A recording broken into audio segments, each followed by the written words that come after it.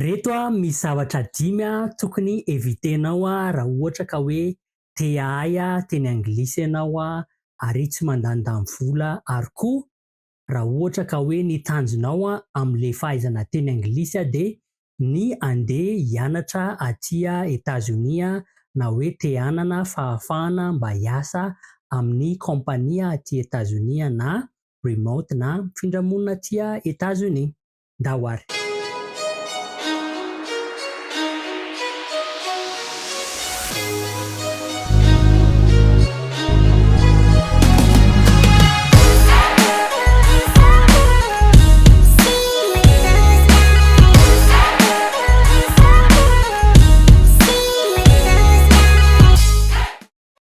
Voalohany indrindra de mila evitenao ny antsoina hoe clickbait.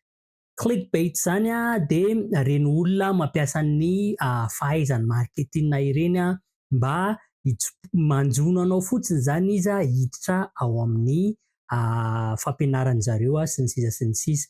Ohatra hoe exemple tena malaza be amin'ny fampianarana langue any Madagasikara ny hoe ao anatin'ny 3 volana ianao de mahay mahafehy ny teny anglisy fa tongava ato aminay. Reny olona ireny tsy haina hoe le marketing nefa lasa loatra fa io fampianarana langue io de misy olona tena hoe nianatra an'io de misy pédagogie tsara mihitsiny de misy ny antsoina hoe learning curve. Ao anatin'ny learning curve de misy an'ilay hoe breakthrough. Mbola tsy mi-breakthrough ny learning curve na olona anankiray mahala any amin'ny 0,0033% any ny olona mahavita mi-advance tsara amin'ny fianarana langue ao anatin'ny 3 volana. Donc zany evitena reny clickbait reny. Ny faharoa, betsaka amintsika no mifantoka betsaka am'le hoe accent. Aza mifantoka betsaka am'le accent satria misy miteny hoe accent américain, accent british, accent zao. Aty Amerika misy 50 states, misy accent be da be, Midwest, East, South, North, New York. Ao a New York fotsiny zao de misy accent maro, misy Boston accent, misy reo Yankees rehetrarehetra manana accent, ny olona rehetrarehetra any amin'ny South antsoiny zareo an'le hoe Southern accent. Hafa mihitsy fa inona ny tokony fatoana? Prononciation tokony fatoana satria ny prononciation no ahafahanao mahazo an'izay examen zay satria misy speaking ny examen idirana mianatra amin'ny université aty États-Unis ka raha ohatra tsy mazava tsara ny prononciation ianao fa manenjika an'le accent de iny robot midetecter ny prononciation anao iny de miflaguer an'le izy de tsy mahazo noty ianao am'le speaking. Zay ny faharoa. Ny fahatelo mifantoka be loatra tsika am'le resaka slang. Marina tsara ny mahafantatra slang.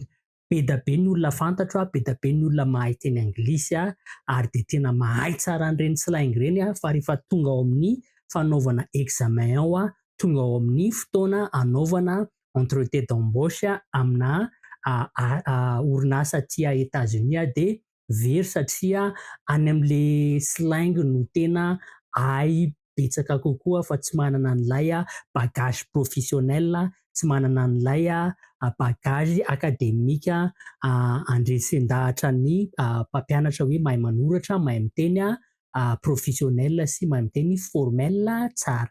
Ny fahaefatra dia maka sarotra loatra sy matikena maso.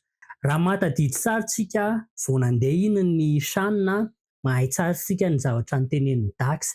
Tsisy manaraka ino ty izy ity règle grammaticale ny teneniny fa de tsy naka sarotra izy fa niteneniny tany ny zavatra tiany tenenina azon'le olona le izy tsao eto tsy miteny akory mitenitenena foana fa raha ohatra ianao vao manomboka ohatran'ny zazakely miteny ny zavatra henony izy de iny mandeha tsikelikely eny de mila hay tsara zany manao an'izay hoe tsy matahotra, tsy maka sarotra. Zay no evitena an'le antsoina hoe memorization. Ny ankabetsahan'ny fampianarana teny anglisy ao Madagasikara efa hitako sy ny analizena mpampianatra misy olona manao PhD amin'ny fampianarana anglisy any amin'ny firenena toa an'i Madagasikara io anie.